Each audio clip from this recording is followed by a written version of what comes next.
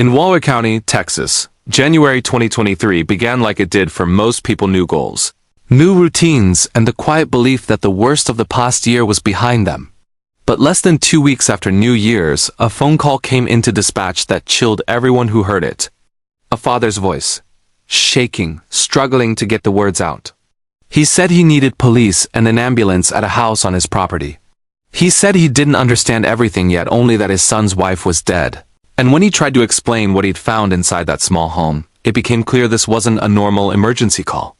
It was the beginning of a homicide investigation that would tear apart a family and expose a marriage that looked perfect online but was unraveling in real life. This is the story of Angie Diaz and why her final days raised questions nobody can ignore. Angie Diaz and Jared James Dicus were both 21 years old. They married in October 2022, less than 3 months before Angie was found dead. In photos, they look like so many young couples, smiling, hopeful, and excited about a future that felt wide open. Friends and coworkers described Angie as kind, hardworking, and always smiling. She rode her bicycle to work, stayed disciplined, and carried herself like someone determined to build a better life. Jared, a local Texas kid, had gone to high school in the area and played football. He later worked as an electrician. To many people around him, he seemed ordinary, young, hardworking, and rooted in family. But behind that image was pressure stress that grew quietly, then suddenly exploded. The couple lived in a small house located on Jared's parents' property near Magnolia, Texas. Rural, quiet, and the kind of place where families know each other and violent crime feels distant. On January 11th, Jared's parents went to check on Angie. There was a reason for the concern. In the days leading up to that moment, Jared's behavior had become increasingly strange, and his parents felt something was off. When first responders arrived, one of them later described approaching the open front door and noticing warning signs, items out of place, and evidence that something terrible had happened inside. But they didn't rush in. They hesitated because they didn't want to contaminate what might be a crime scene. And as they carefully stepped into the home, they quickly realized the truth. This wasn't a situation where paramedics could help. Angie was deceased, and the scene indicated a brutal homicide. Police secured the home immediately. Jared was on the property and was taken into custody. Officers began the slow work of collecting evidence, preserving the scene, and figuring out what happened in the hours before Angie died. And the deeper they looked, the more the perfect marriage story collapsed. Angie was born in October 2001 in Nicaragua. Her early life wasn't easy. Her family worked hard, and loved ones described her as ambitious and responsible from a young age. She studied accounting and was known for having a focused academic mindset. She wanted stability, success, and a future she could control through effort. Eventually, Angie came to the United States. She settled in Texas, took a job as a cashier at a meat market, and shared fitness content online, promoting herself as someone who was disciplined and working toward bigger goals. Even her social media reflected that mindset. Friends remembered messages about celebrating your victories because other people don't understand the struggle behind them. Angie wasn't drifting through life, she was building. And that's what made her sudden death even more devastating to everyone who knew her. Angie met Jared at the meat market where she worked.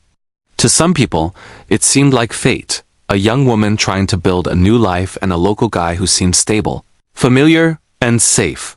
Jared brought her flowers, visited her at work, and quickly became a big part of her world. Their relationship moved fast. Very fast. And according to friends, that speed may have been connected to fear. Fear that Angie might be deported. Fear that her future in the US could be taken away, and fear that time was running out. Some of Angie's loved ones tried to warn her. They told her to slow down, to set boundaries, to make sure Jared respected her. They had seen situations like this before, relationships that start romantic, then shift into control. Angie insisted she loved Jared. She claimed this marriage was real and she wasn't doing it just for documents. But not everyone was convinced. One detail stood out. Angie never told her mother she got married. Even if their relationship was complicated, that silence raised later questions about whether Angie felt supported, isolated, or already trapped in a life she couldn't explain. After Angie got married, coworkers and friends said she began to change. She looked more nervous, more withdrawn, less like her confident, ambitious self. Some people said Jared would show up at her workplace often, looking for her, watching, checking, creating the kind of pressure that doesn't always leave bruises, but leaves fear. And then came the moment that now feels like the biggest warning sign of all. The day before Angie was killed, her boss noticed something wrong immediately. Angie appeared exhausted and distressed. And during a private moment, Angie reportedly said she planned to leave Jared. She told co-workers she would never get married again. One supervisor described noticing bruising and hearing. Angie explained that she had been arguing through the night and hadn't been allowed to sleep. Angie's co-workers believed she was trying to reach out. Not loudly, not dramatically, but enough to tell someone, this is not okay. And they were even supposed to meet later to talk privately because Angie felt she couldn't say everything at work. That meeting never happened.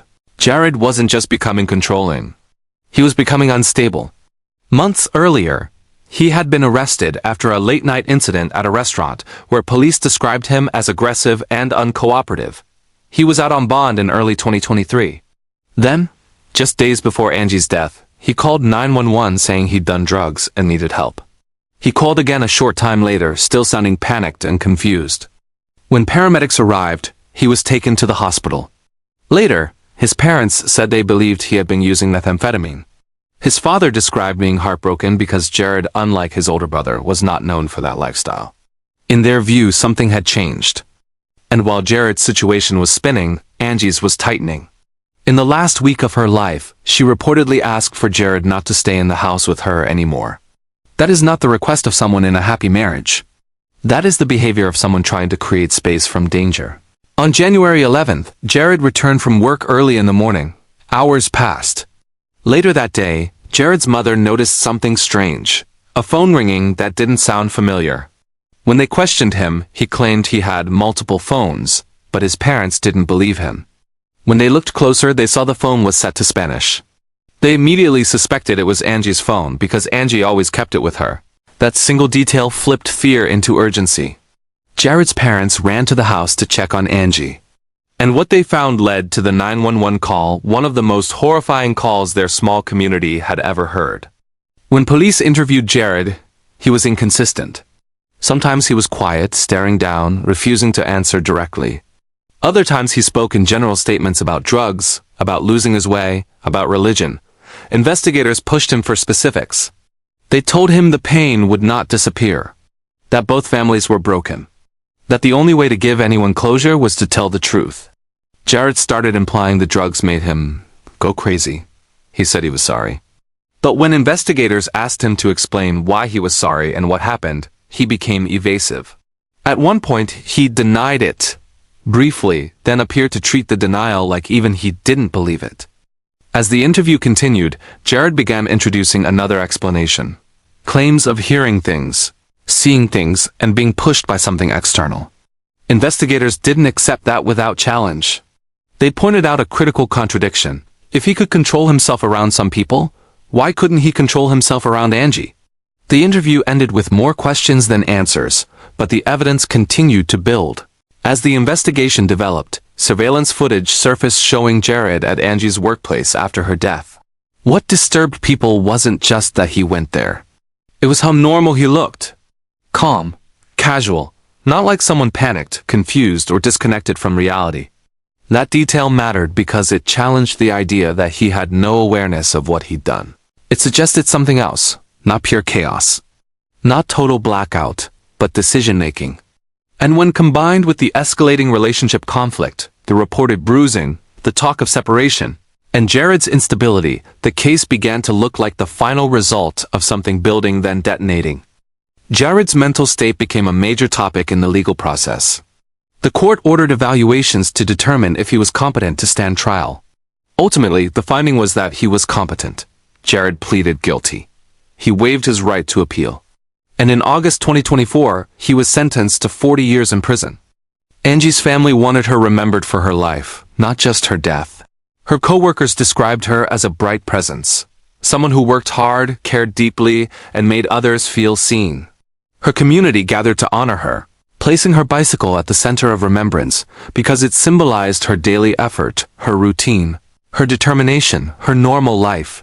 Her family spoke about faith, healing, and trying not to carry hatred. But even without hatred, one truth remains.